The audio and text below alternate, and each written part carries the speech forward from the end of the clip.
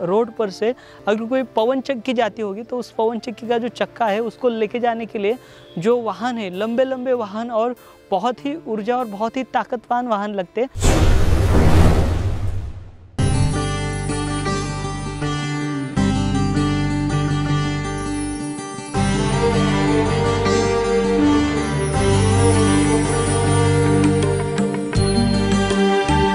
सुप्पबुद्धं पबुज्जन्ति सदा गौतमा सावका एसं दिवाच रतोच निच्चं बुद्धगता सती।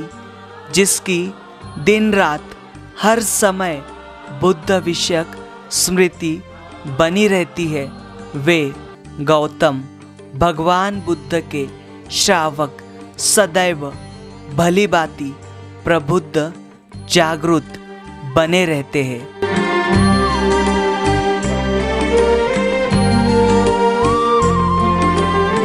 सदियां बीत गई है लेकिन सभ्यता वहीं पर है, समय बीत गया है लेकिन राह वहीं पर है।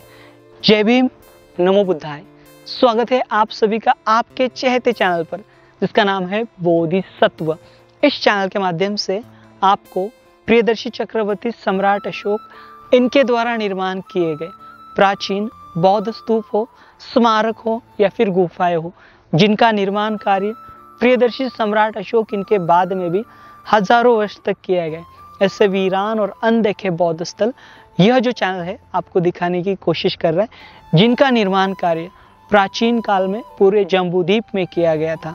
आज का यह वीडियो बिहार राज्य के पूर्वी चंपारण के लौरिया अरेराज यहाँ का है। जी हाँ, लौरिया अरेराज यहाँ पर प्रियदर्शी चक्रवर्ती सम्राट अशोक का अशोक स्तंभ दिखाई देगा, जिसके अंदर आमतौर पर धम्मलेख है। यहाँ पर सम्राट अशोक के 6 धम्मलेख है और साथ ही साथ यहाँ पर कुछ स्मारक के अवशेष भी, यानी यहाँ पर प्राचीन काल का विहार भी है, उसके भग्न अवशेष हाल ही में सामने आए हुए। तो यह जानकारी इस चैनल के माध्यम से पहली बार आपको दी जा रही है, तो यहाँ तक हम चलेंगे और ये जो महत्वपूर्ण स्थल है इसकी जानकारी लेने की कोशिश करेंगे। आपसे अनुरोध है यह वीडियो ज़्यादा से ज़्यादा शेयर करें ताकि यह जो महत्वपूर्ण जानकारी है पूरे देशवासी देख सके। तो यहाँ तक हम हमारे वैयक्तिक वाहन से जा सकते हैं अथवा शासन प्रशासन के वाहन का इस्तेमाल करके हम यहाँ तक जा सकते हैं। तो चलिए आज का वीडियो हम शुरू करते हैं। लौरिया अरेराज का यह अशोक स्तंभ बेतिया से 35 किलोमीटर की दूरी पर और मोतिहारी से 30 किलोमीटर की दूरी पर, साथ ही केसरिया बौद्ध स्तूप से 36 किलोमीटर की दूरी पर स्थित है। यह बिहार राज्य की रामपुर व लौरिया नंदनगढ़, लौरिया अरेराज, वैशाली इन जैसे लंबे अशोक स्तंभों की श्रृंखला में से एक है, जहाँ पर एक समय पर भगवान बुद्ध का वास हुआ करता था या फिर महत्वपूर्ण घटना घटित हुई थी। इन स्थानों पर प्रियदर्शी सम्राट अशोक इनकी शाही यात्राएं संपन्न हुई थी। संभवतः यह कहा जाता है कि अरेराज का नाम भगवान बुद्ध के पहले शिक्षक अलार कालाम इनके नाम पर रखा गया है, जिनके आश्रम में बोधिसत्व सिद्धार्थ कुछ समय तक रुके थे। इससे पहले हमने आपको लौरिया नंदनगढ़ के स्तंभ और स्तूपों की जानकारी दी है, जिसमें आमतौर पर पहले इन स्तंभों को लोग लौड़ बाबा के नाम से पूछते थे, लेकिन आधुनिक संशोधन और पुरातात्विक तथ्यों से लोगों के अंधकार को दूर कर दिया है। हम आए हुए हैं बिहार राज्य के पूर्वी चंपारण के लौरिया अरेराज स्थली पर, जहां पर प्रियदर्शी चक्रवर्ती सम्राट अशोक इनका स्तंभ है और स्तंभ लेख है। तो यहाँ पर देखिए जो स्थली है ये पूरी तरीके से संरक्षित स्मारक है और यहाँ पर देखिए एक हाल ही में बिहार का जो ढांचा है वे सामने आया है, जिसे भारतीय पुरातत्व विभाग द्वारा देखिए संरक्षित और उसे उसकी जो नींव है उस नींव को फिर से रखा गया है, यानी रिस्टोर किया गया। यह भी हमें यहाँ पर देखने मिलेगा।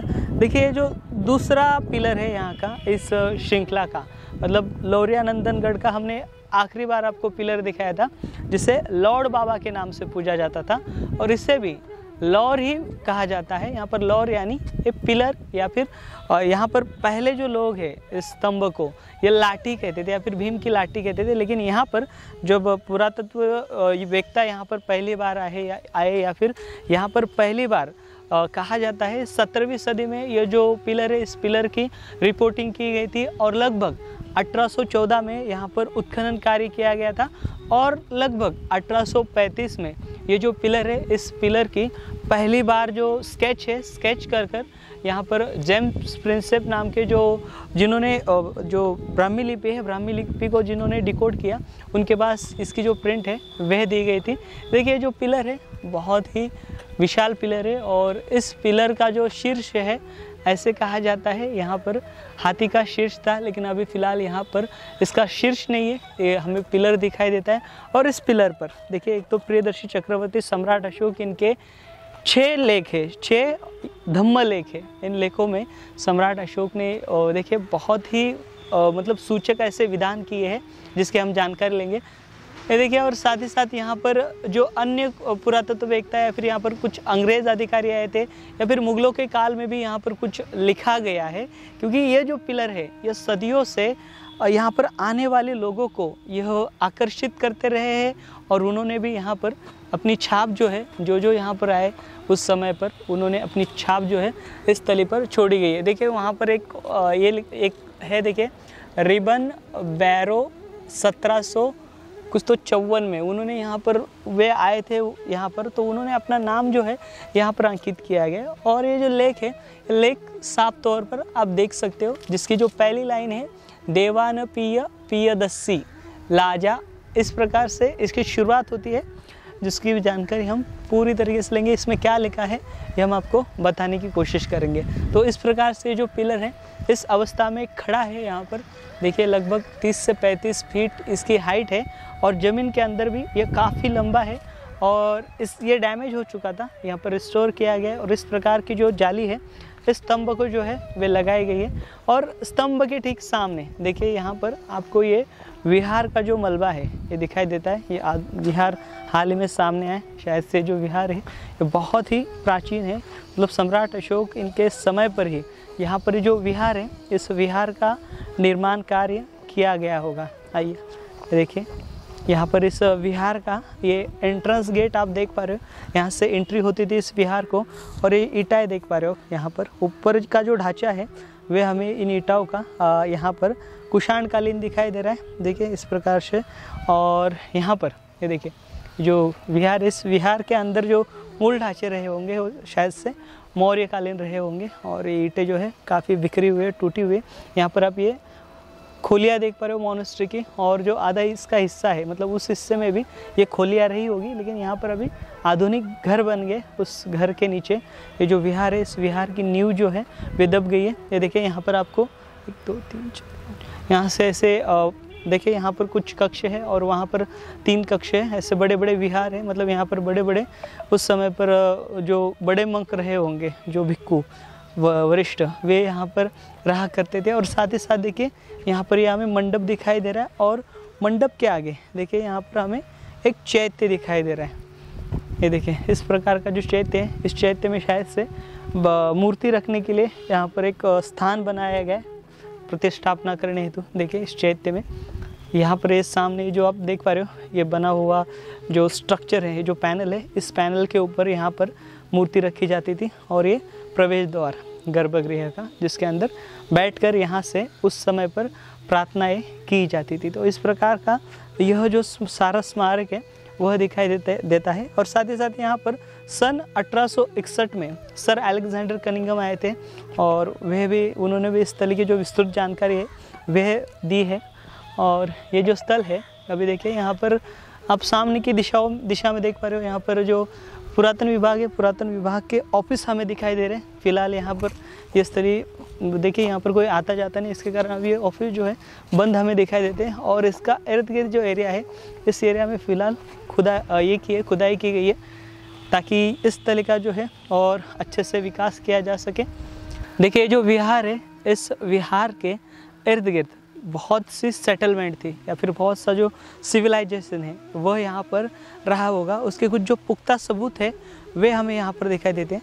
देखिए ये आप कुआं देख पा रहे हो, ये कुआं भी प्राचीनतम कुआं है और इस कुएं की ईंटें देखिए कितनी इसकी मोटाई है, इसकी मोटी मोटी परत है और ये लंबा कुआं है। तो प्राचीन काल में ऐसे ही लंबे कुएं जो है वे खुदवाते थे। तो सोचिए आप यहाँ पर उस समय पर जो कारागिरी रही होगी वह अपनी चरण सीमा पर थी, क्योंकि यहाँ पर इस प्रकार के जो स्ट्रक्चर, मतलब यहाँ पर उस प्रकार से इन स्मारकों का जो नाप है वे किस प्रकार से लिया गया होगा और किस प्रकार से ये जो स्मारक है वे बनाए गए। और साथ ही साथ इस प्रकार के जो आप स्तंभ देख पा रहे हो, इतना बड़ा जो स्तंभ है, ना जाने कितने टन वजन का है, इतना बड़ा स्तंभ यहाँ पर लाना और यहाँ पर लगाना, देखिए बहुत ही कठिन कार्य है। और इस कठिन कार्य को उस समय पर प्रियदर्शी सम्राट अशोक इनके महामात्राओं द्वारा यहाँ पर लाना, मतलब उस समय पर हाथियों का इस्तेमाल करते हुए यहाँ पर ये जो पिलर है, पिलर को लाना, और इस पिलर को लाना कोई साधारण बात नहीं। आजकल हम देख पाते हैं रोड पर से अगर कोई पवन चक्की जाती होगी तो उस पवन चक्की का जो चक्का है उसको लेके जाने के लिए जो वाहन है, लंबे लंबे वाहन और बहुत ही ऊर्जा और बहुत ही ताकतवान वाहन लगते हैं, तभी जाकर ये जो बड़े बड़े जो सामान है या फिर बड़े बड़े जो इस प्रकार ये जो जैसा पिलर है उस प्रकार के जो सामग्रियाँ है वह लेके जाई जा सकती है। तो इसका जो वेट है, ये वेट बहुत ज़्यादा है। आधुनिक जो कुछ भी सामग्रियाँ है वो अमूमन किसी मतलब धातु की होती है, लेकिन वो धातु है, जो धातु होता है वो अंदर से पोकला होता है। लेकिन ये जो पूरा पिलर है यह एक ही पत्थर में तराशा गया है, तो उसको एक पत्थर में इस तरीके से तराशना और उसके ऊपर पॉलिश देना, मतलब ये घटना जो है, ये घटना इतिहास में अपने आप में बहुत बड़ी है। क्योंकि यहाँ पर इस प्रकार के जो पिलर है अन्य हमें कहाँ पर देखने नहीं मिलते, जिस प्रकार से प्रियदर्शी चक्रवर्ती सम्राट अशोक इन्होंने इस प्रकार के जो पिलर लगाए। और सम्राट अशोक की उस समय पर शाही यात्राएं हुआ करती थी और उसी शाही यात्राओं के दौरान मतलब यहाँ पर भगवान बुद्ध जो है कई बार जो है लुम्बिनी या फिर बौद्ध तीर्थ स्थलों की यात्राओं पर निकले हैं। और यह जो यात्राएं होती थी, ये शाही यात्राएं होती थी और उस समय पर कई सारे विहार, कई सारे स्तंभ और साथ ही साथ कई सारे लोगों को, मतलब उस समय पर के जो बड़े बड़े विद्वान होंगे या फिर बड़े बड़े भिक्खु होंगे, उनको बड़े पैमाने में दान धन जो है उस समय पर दिया जाता था सम्राट अशोक इनके माध्यम से। तो चलिए ये जो स्तंभ है, स्तंभ की जानकारी लेंगे। प्रथम धम्मलेख में प्राकृत पाली में इस प्रकार लिखा गया है कि देवान पीयदस्सी लाजा हेवं आहा सडुविसति वस अभिसीतेन में इयं धम्मलिपि लिखिपिता हिदत पालते दुसम टी पादये अनंत आगाया धम्म काम ताया आगाय पली खाया आगाय सु साया आगेन भयेना आगान उत्साहेना एस चु खो मम अनु सथिया धम्म पेखा धम्म कामता चा सुवे वडिता वडिसती चेवा पुलिसा पी च में उसका चा गेवय चा मजीमा चा अनुविधि यंती संप टी पादयंती चा अलंग चंपलं समाद पयितवे हेमेवा अनंत महामाता पी एस ही विधि या इयं धम्मेन पालना धम्मेन विधाने धम्मेन सुखीयना धम्मेन गोति ति, जिसका अर्थ होता है देवों के प्रिय प्रियदर्शी राजा कहते हैं, राज्याभिषेक के 26 साल बाद मैंने यह धम्मलेख लिखवाया है। धम्म इच्छा, उच्चतम परीक्षण, उच्चतम शुश्रूषा, उच्चतम भय, उच्चतम उत्साह के बिना सही मार्ग को बनाए रखना, उसका पालन करना असंभव है। मैं अनुशासन करता हूँ कि धम्म की अपेक्षाएं, धम्म इच्छाएं दिन ब दिन बढ़ती रहे और यह बढ़ती रहे। मेरे लोग उच्च वर्ग, निम्न वर्ग, मध्यम वर्ग, यह तीनों सही तरीके से अनुपालन करेंगे, जिससे वे दूसरों को प्रेरित करेंगे। उसी प्रकार मेरे सीमांत महामात्र भी इसी प्रकार के कर्तव्य के साथ इस धम्म का पालन करेंगे। सभी को धम्म का लाभ मिले, सभी को धम्म की सुरक्षा मिले। ऐसे ही लेख क्रमांक 2 लिखा गया है, जिसका अनुवादन इस प्रकार से है। देवों के प्रिय प्रियदर्शी राजा यह कहते हैं कि धम्म महान है। धम्म क्या है? अकुशल कर्मों से कोसों दूर रहे, बड़े अच्छे कर्म करे, जैसे दया, दान, सच्चाई, पवित्रता। मैंने अक्सर दृष्टिदान, ज्ञान दान किया है। 2 पैरों वाले, 4 पैरों वाले पक्षियों और जलीय प्राणियों पर करुणा बनाई है, उन्हें जीवन दान दिया है। ऐसे अनेक कुशल कर्म मेरे द्वारा किए गए हैं।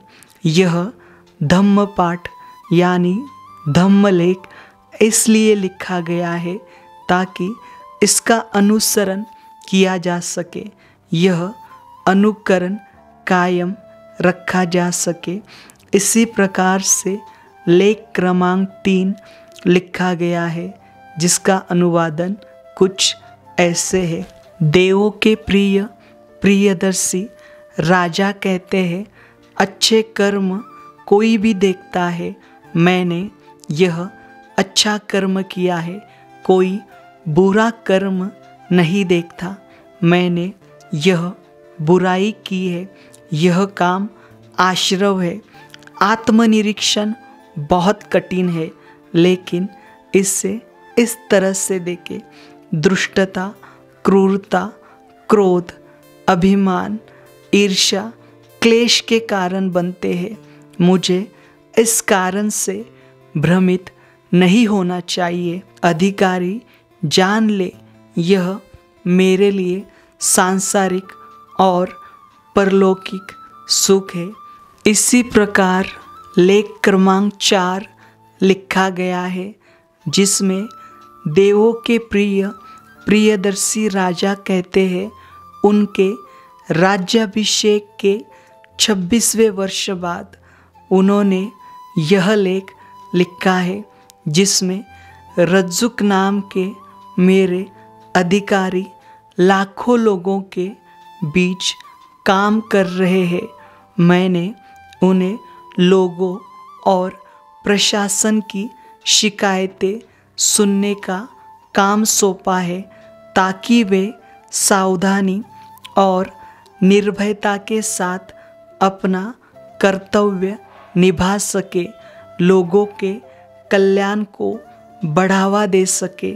वे खुशी का कारण समझेंगे और मेरे द्वारा नियुक्त अधिकारियों के आदेशों का पालन करेंगे। वह इस तरह से उपदेश देंगे कि लोग सांसारिक और परलौकिक दोनों सुखों को प्राप्त करने का प्रयास करेंगे। रज्जुक अधिकारी मेरी बात को पूरी तरीके से मनवाने की कोशिश कर रहे हैं। मेरे अन्य अधिकारी भी इच्छा अनुसार कार्य कर रहे हैं। जैसे एक आदमी अपने बच्चे को एक कुशल दाई को सौंपता है जो आश्वस्त होती है कि यह दाई उसके बच्चों को खुश रखेगी, उसी तरह से मैंने लोगों की भलाई और खुशी के लिए रज्जुक नाम का एक अधिकारी नियुक्त किया है। मैंने उन्हें शिकायतें सुनने और न्याय देने का अधिकार दिया है ताकि वे निडर, दृढ़ता से और शांति से कार्य कर सके। अभियोजन और सज़ा में कोई पक्षपात नहीं होना चाहिए। इसलिए मैंने आज से यह आदेश दिया है कि जेल में बंद उन पुरुषों को 3 दिन की मोहलत दी जाए जिन्हें मौत की सज़ा सुनाई गई है। इस अवधि के दौरान जिन लोगों को फांसी दी गई है उनके रिश्तेदारों को अपने जीवन की याचना करनी चाहिए। यदि उनकी ओर से याचना करने वाला कोई नहीं है तो उन्हें दान देना चाहिए और सांसारिक कल्याण की तपस्या करनी चाहिए। मैं चाहता हूँ कि वे आखिरत के बारे में सोचे, भले ही उनके पास थोड़ा समय हो, और लोगों की धार्मिकता, धैर्य और उदारता को कई तरीके से बढ़ा सके।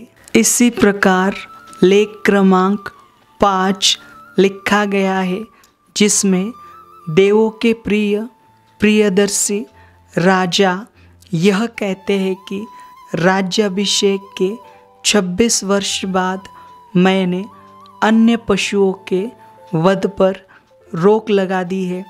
तोता, मैना, अरुण, चकोर, हंस, नादीमुख, गेलट, जूका, अंबिक पिलिका, डूडी, बोनी मछली, वेदवेयिका, गंगे पपुटक, कछुआ, शल्य, पर्णशस्य, सांबर, बैल, बंदर, गेंडा, श्वेत कपोतक, ग्राम कपोतक और अन्य सभी प्रकार के चौपाए जो किसी काम नहीं आते और खाने के काम भी नहीं आते।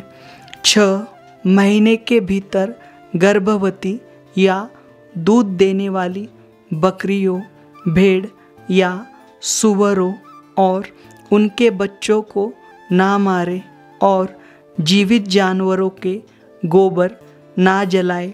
जीवित पशुओं को राख के साथ न जलाए। बिना किसी कारण जानवरों को हिंसा करने के लिए जंगलों में आग नहीं लगानी चाहिए। एक जीव को मारकर दूसरे को मत खिलाओ। चतुर्मास की 3 पूर्णिमा और पुष्य के 3 दिन प्रत्येक पूर्णिमा और चतुर्दशी के दौरान मछली नहीं मारनी चाहिए या बेचनी नहीं चाहिए। इन सभी दिनों में हाथी के जंगल और तालाब से अन्य प्रजाति के किसी भी जानवर को नहीं मारना चाहिए। प्रत्येक पक्ष के अष्टमी, चतुर्दशी, अमावस्या, पूर्णिमा, पुष्य, पूर्णवस्त्रु नक्षत्र वाले दिन तथा चतुर्मास में प्रत्येक त्योहार के दिन बैल तथा बकरे, मेढ़े, सूअर तथा इस नस्ल के अन्य प्राणियों के अंडकोश नहीं निकाले जाने चाहिए। पुष्य और पुनर्वसु नक्षत्र के दिनों में चतुर्मास की प्रत्येक पूर्णिमा के दिन और प्रत्येक चतुर्मास के शुद्ध पक्ष में घोड़ों और बैलों को डाग नहीं देना चाहिए। अपने राज्याभिषेक के 26 वर्षों के भीतर मैंने 25 बार कैदियों को जेल से रिहा किया है। इसी प्रकार लेख क्रमांक 6 है, जिसमें देवों के प्रिय प्रियदर्शी राजा यह कहते हैं कि राज्याभिषेक के 12 वर्ष बाद मैंने प्रजा की भलाई और सुख के लिए धम्मलेख लिखवाए हैं, ताकि वे अपना गलत रास्ता छोड़कर किसी तरह से धम्म में फूले पहले। इसी प्रकार जहाँ मैंने लोगों के कल्याण और खुशी के लिए प्रयास किया है, वहीं मेरा ध्यान इस बात पर भी रहता है कि मेरे रिश्तेदार, दूर के लोग और करीबी लोग कैसे सुखपूर्वक रहेंगे। मैं भी इसी उद्देश्य के अनुरूप कार्य करता हूँ। इसी प्रकार की मेरी ध्यान सभी के कल्याण पर केंद्रित हो। मैंने भी सभी संप्रदायों का अलग अलग तरीकों से सम्मान किया है। हालांकि लोगों से व्यक्तिगत रूप से मिलना मेरे लिए महत्वपूर्ण है।